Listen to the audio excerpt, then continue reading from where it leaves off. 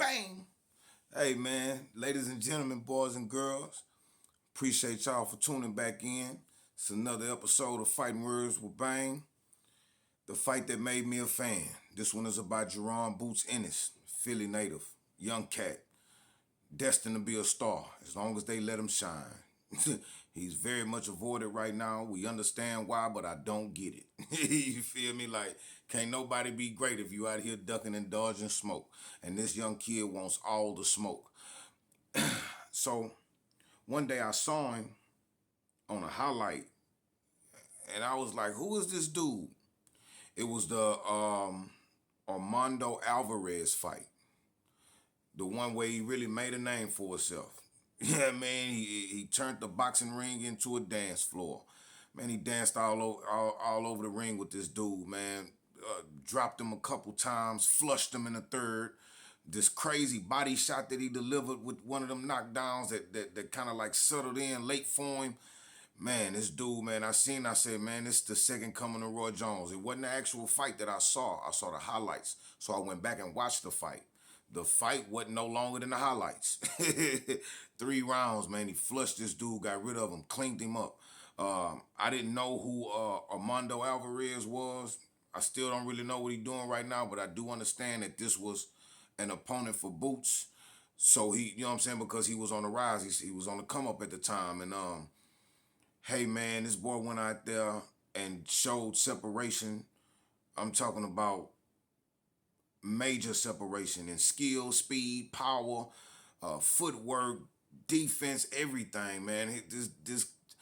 This dude, Jerome Bucenis, had the total package when I first seen it. Body shots. He go to the body enough. He jabs enough. He hooks enough. He punches enough. I mean, he's defensively responsible enough. You understand what I'm saying?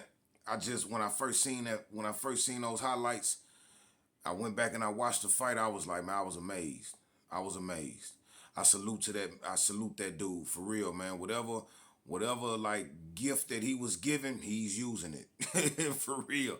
He's very much using it. He's very much so using it. Um, the Armando Alvarez dude, like I said, I'm not familiar with him. I wasn't familiar with him, and I wasn't familiar with Boots at the time.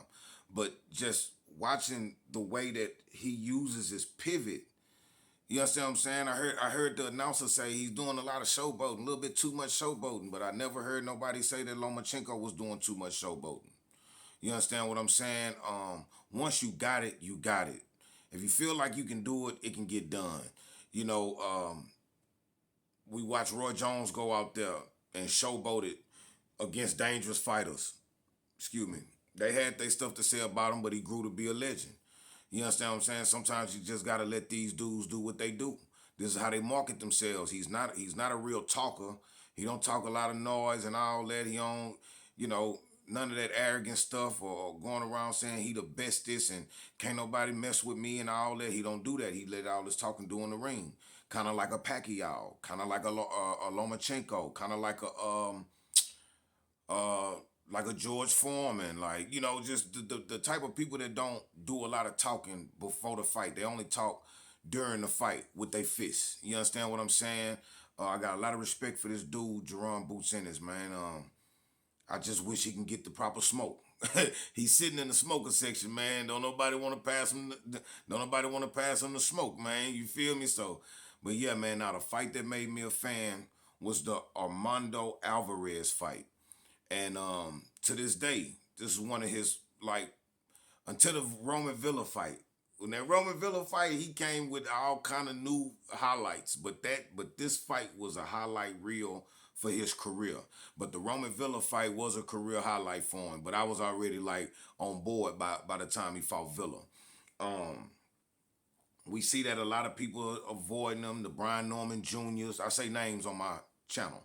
The Brian Norman Juniors, the Keith Thurmans, the Terrence Crawfords, the like nobody want to get this dude a shot. The Mario Barrioses, you not off the hook. We love you, Texas boy, but you not off the hook. The Stanionis, you're not off the hook. All these dudes are avoiding Jerome Boots Ennis, and I don't see how they can dare to be great at 147 without fighting this dude. I think he's about to get forced into a 154, into the 154 division, all because he can't get the smoke at 47. But I'm pretty sure that 154 division is plentiful in smoke. It's fruitful in smoke. And I don't think too many people gonna turn them down. You understand what I'm saying? I heard about the Charles Conwell turning them down. He outpriced himself, non-title fight against somebody that's coming up from 147. You pretty much established at 154. Conwell, we love you. I'm a fan of Conwell. I just don't like the way that you trying to get extra money to fight this dude and he's coming up from 47 and there's no belts on the line. He just want to smoke. Somebody pass this man the square. You understand what I'm saying? But yeah, man, now that's my take, man. Another episode, Fighting Words with Bang. The fight that made me a fan. Bang! Bang! Hit that like button.